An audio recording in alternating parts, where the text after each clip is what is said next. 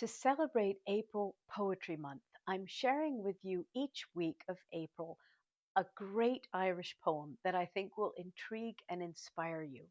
Today's poem is about zeal, enthusiasm, and intensity in pursuing your passions. And it's also for you and me, cat lovers. So it's a great early Irish poem from the ninth century.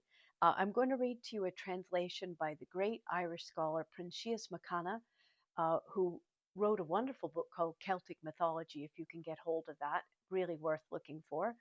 Uh, and I'm going to read to you his head note to the poem, just to help you get settled into it. He says that this poem was found in a ninth century manuscript containing a commentary on Virgil, Latin hymns, Greek paradigms, and other miscellaneous matter. Conserved in the monastery of St. Paul in Unterdrauberg in Carinthia. The cat's name, Pangur, is the early Welsh form of modern Panur, a fuller, and it's likely our monastic scholar-poet had come by his companion while stopping in Wales en route to the continent. So let me start by reading you just a tiny bit of this in the early Irish, then I'll read you the translation, and then we'll talk it over.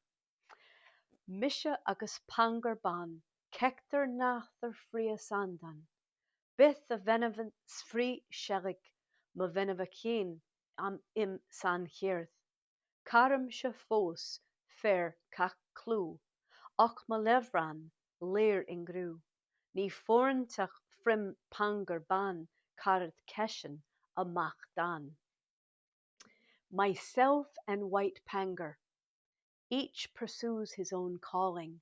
When I'm engaged on my craft, he's intent on hunting.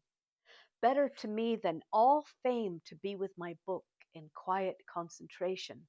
White Pangur does not envy me. He loves his own preoccupation. It's never tiresome when we're together in our dwelling. We both have something, an endless sport, on which to exercise our quickness. Sometimes by dint of feats of valor, a mouse is trapped within his net, while into my net there drops some naughty rule of abstruse meaning. He points his clear and flawless eye against the rampart of a wall. I point mine, still clear, though feeble, against the subtleties of science. He exults with flurry of movement when in his sharp claw a mouse adheres. I, too, rejoice when I have mastered some problem difficult, but dearly cherished. Though we are thus at all times, neither hinders the other. Each of us likes his own art, and has his pleasures to himself. While he is master of the work that he performs every day, I am equal to my task of bringing obscurity to light. That's delightful. That is delightful. The scholar and his cat, and the scholar is intent on hunting meaning and knowledge, and the cat, of course, is intent on hunting mousies and anything else that moves, and they are happy together. So, what I love about this is just the relish of loving the thing you love, letting yourself go all in, letting yourself have that intensity, that zeal and enthusiasm for it.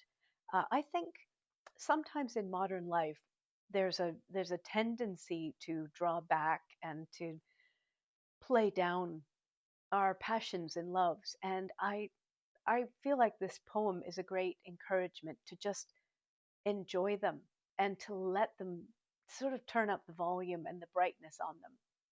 So I love that.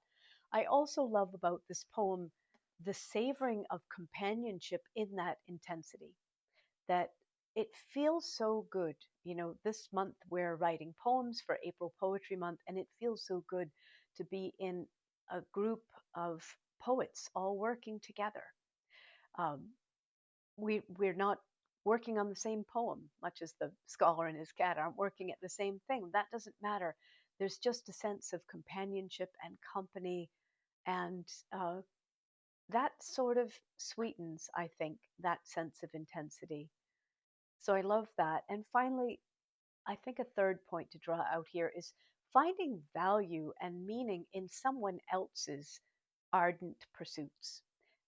I've always said, like, I've never been a sports person, but I love that other people love it. I can see the excitement. And I know many people could care less about poetry, and I appreciate so much that they encourage me in my loves.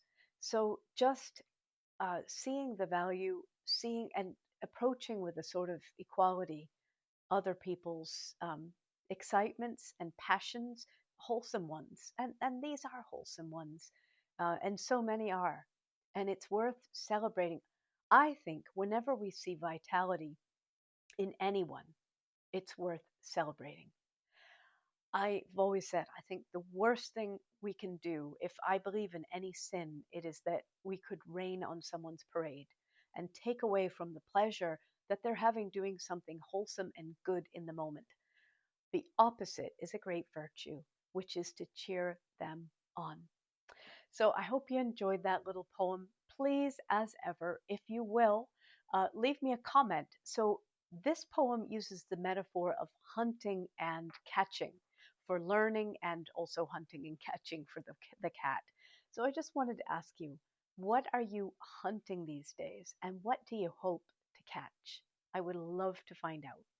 Please put a comment for us. We will cheer you on and enjoy your passion very much. And please, as ever, if you like this video, I'd be so grateful. And if you haven't subscribed, it's free, costs you nothing. Um, and it really does help me, and it helps this channel to grow and to reach other people. And I really appreciate your help in that. So thank you, my friends, and I hope you have a wonderful week of poetry. I'll see you next week.